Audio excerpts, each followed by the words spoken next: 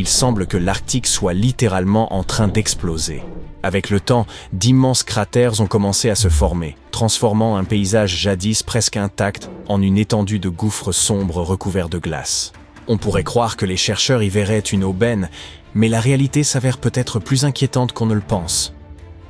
Le problème, c'est que ce phénomène s'est mué en véritable énigme, même pour eux, et qu'aucune explication n'a émergé pendant longtemps.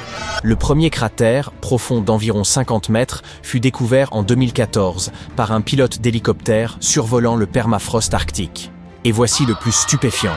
Alors que les spécialistes débattaient encore de son origine, d'autres cratères surgirent dans la même région. Et le processus ne s'est pas arrêté. Durant la décennie suivante, ces étranges cavités n'ont cessé d'apparaître dans le sol. Les chercheurs ont alors avancé plusieurs hypothèses. L'impact de météorites, voire une activité extraterrestre, pour tenter d'expliquer cette apparition soudaine. Cependant, en approfondissant leurs recherches, ils ont détecté des concentrations anormalement élevées de méthane dans l'air environnant les cratères. Voici le mécanisme. Le sous-sol arctique contient d'importantes réserves de ce gaz, qui s'accumulent lentement, comprimées par la glace, formant peu à peu de petites buttes à la surface. Lorsque la pression devient insoutenable, la couche supérieure finit par céder, provoquant une violente explosion. La butte éclate, un vaste trou s'ouvre, et tout le gaz prisonnier s'échappe d'un seul coup. Mystère élucidé. Pas tout à fait. Car de nombreuses zones d'ombre persistent.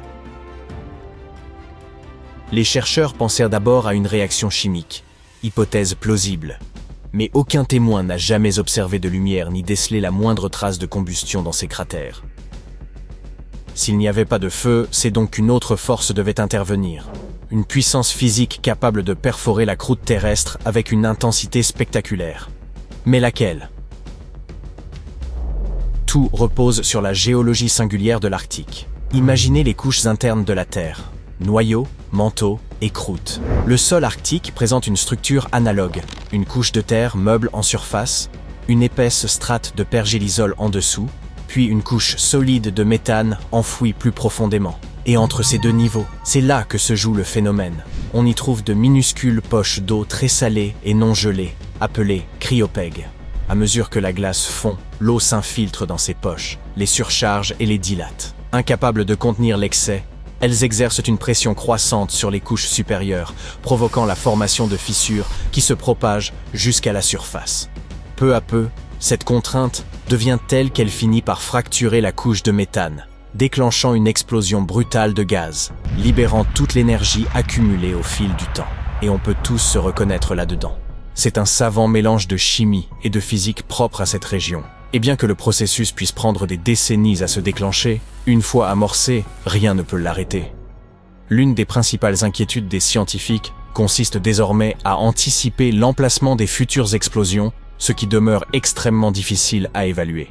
Bien que le phénomène soit typique de l'Arctique, on ne peut exclure que des événements naturels similaires se produisent ailleurs, dans des zones moins reculées, ce qui constituerait un risque bien plus grave. Mais ne précipitons pas les conclusions. Et concentrons-nous d'abord sur le Grand Nord. Le permafrost arctique recèle d'innombrables mystères, dont l'un paraît tout droit sorti d'un film de science-fiction. Imaginez un gigantesque portail s'ouvrant lentement dans la Terre, dévoilant des couches géologiques anciennes qui n'ont pas vu la lumière depuis plus de 650 000 ans. Cela semble irréel, et pourtant c'est bien réel. Les scientifiques l'ont baptisé la porte de l'enfer, un immense cratère en expansion constante, connu sous le nom de cratère de Batagaika. Les premiers clichés satellites ont révélé ce gouffre inquiétant en 1991, mais son histoire remonte bien plus loin. Dans les années 70, une vaste pente glacée s'effondra, laissant apparaître une falaise incurvée, surplombant une profonde dépression. Cette formation singulière attira aussitôt l'attention du monde scientifique. Et le plus fascinant restait à venir. Après de longues analyses, les chercheurs ont compris qu'il ne s'agissait pas d'un simple cratère, mais de la plus grande formation de mégaglissement connue sur Terre. Son bord supérieur atteint 55 mètres de hauteur, l'équivalent d'un immeuble de 18 étages. Mais le plus extraordinaire, c'est que ce site agit comme une véritable machine à remonter le temps. À mesure que la glace fond, elle révèle un sol ancien contenant des fossiles, des sédiments préhistoriques et même de l'ADN d'animaux disparus depuis des dizaines de millénaires. Ainsi, nous avons un aperçu direct de la vie animale et végétale qui peuplait autrefois la planète, exhumée du cœur gelé de l'Arctique. En 2018, les scientifiques y ont fait une découverte stupéfiante. Un poulain préhistorique âgé de 42 000 ans, parfaitement conservé, comme s'il venait tout juste d'échapper à une capsule temporelle. Cette trouvaille laisse imaginer l'immense richesse de ce qui reste encore enfoui sous la glace. Toutefois, de telles découvertes sont d'une rareté exceptionnelle et les chercheurs doutent d'en retrouver un autre aussi bien préservé.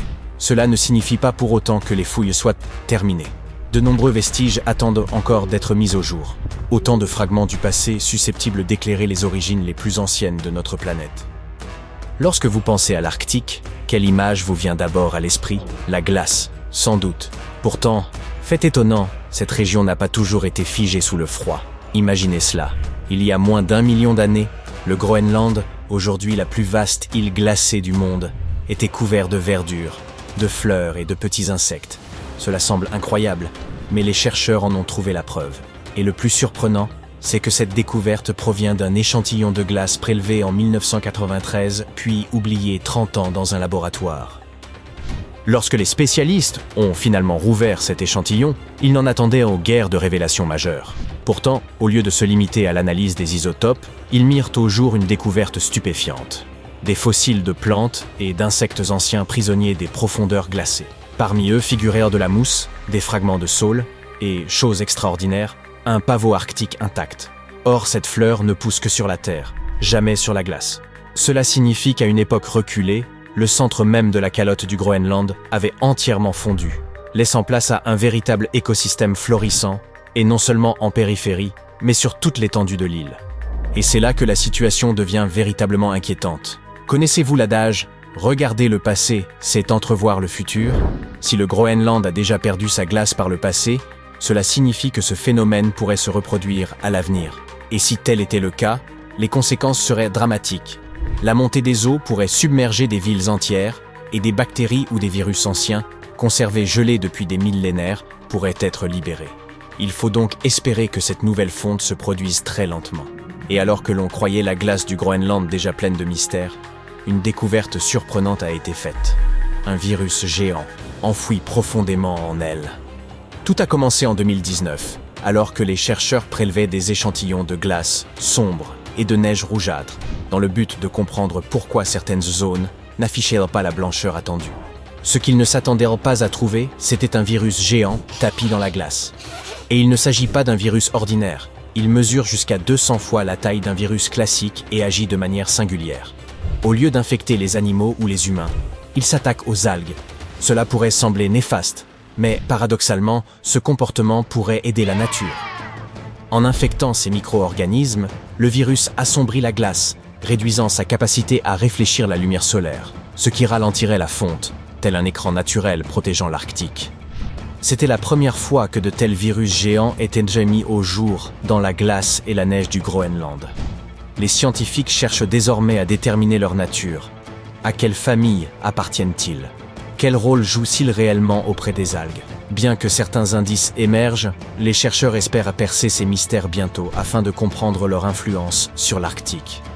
Une certitude demeure. Chaque découverte de ce genre éclaire un peu plus notre planète. Et peut-être qu'un jour, une nouvelle révélation transformera notre vision du monde glacé et de notre propre avenir.